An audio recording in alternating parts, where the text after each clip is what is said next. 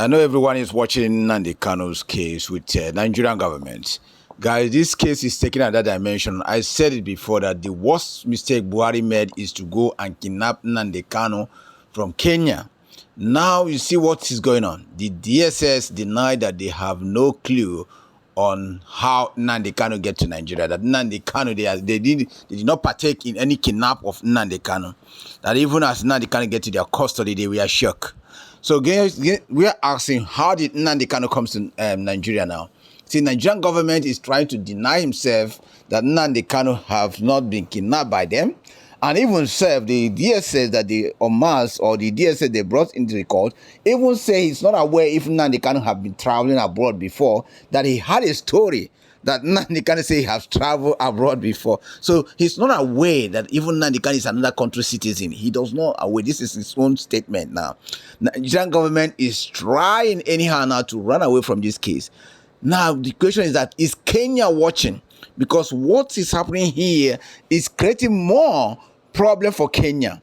That's why before you do something, make sure that you are fully aware of what you are doing before you partake on that. This case of Mazi Nnamdi Kanu is a case that is desperately, that can hang Kenya if Kenya don't take care. You see what Nigerian government is trying to do now. Maybe they say that Kenya kidnapped this guy and send it to Nigeria. If it end up that way, then Kenya have to defend themselves.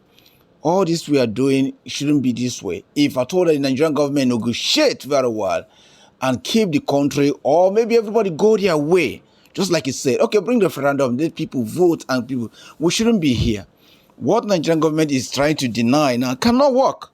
Because DSS, being the top security in the country, cannot have anyone in their custody for more than 3 years without knowing the source of that person, where it comes from. It can't be possible. Took him to court without knowing where he come from. Why do you take him to court? Somebody you don't know, you got no idea. So he fly from heaven and fall into your cell. Or Kenya just call you and drop him there. So Kenya can call you in, maybe they pick Englishman, they pick American man, they call you and come and drop them there. Without question, you just pick them and start treating him however you like. This shows the irresponsible of the DSS. Even DSS saying that they do not partake in this. It's actually a crime. If it is in a working country, the DSS himself should be shut down. Unfortunately, Nigeria is not a functioning country, so you can say things and go. But it's good how this case is actually going at the moment. I said it, that this case is dead on arrival, to be honest. How can you get an innocent soul who says something in America or says something in Canada or in Australia or in UK, and he came to Nigeria and begin to say, hey, you said this, you said it. This is not your country. It's not in your country. Somebody's talking his own. If the country is okay, you hold your citizen. How can a functioning country, somebody from outside the world is setting your country ablaze? It doesn't happen. Then you know that you have problem in your country. You need to fix your country. Nnamdi Kanu does not have any political power. Nnamdi Kanu does not hold any political position. Nnamdi Kanu have never campaigned for one. How does he have right to tell your citizen to sit at home and they will do it? This is some question that every Nigerian leader, every Nigerian should ask themselves.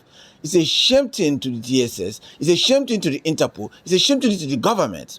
It's a shame thing to the Buhari himself. So there's no way this is going to fail the way they want unless they find a way to eliminate Nnamdi Kanu, or they find a way to throw whatever they want to make their jungle justice and send him to jail. Now the DSS is telling you that he does not have clue how Nnamdi Kanu comes to Nigeria. That even he does not have clue that Nnamdi Kanu have been outside the country. That he had Nnamdi Kanu, he had people saying that he had been outside the country. Then why are you tabling a tape? They ask you, where does that tape make? You say you got no idea. This is just the writing. They say they have no idea where the tape is being made. Nnamdi Kanu record the whole tape. They say they don't have no idea. So when you have no idea, why are you arresting this guy? For what?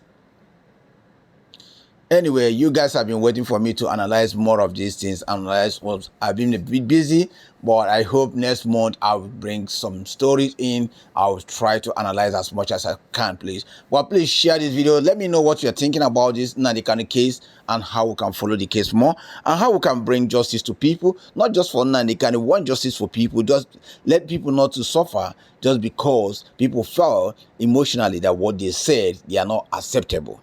We shouldn't do that. Let's allow justice system to take place. Let's follow justice system rather than manipulating people or manipulating the legal system in order to favor our ego. That's what Buhari did, because he's a president. He ordered to go and fly Nnamdi Kanu and he bribed Kenya president. That's what he did.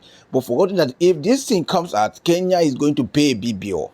Kenya should open their eye and watch what is going. Let me know what you think. Thanks.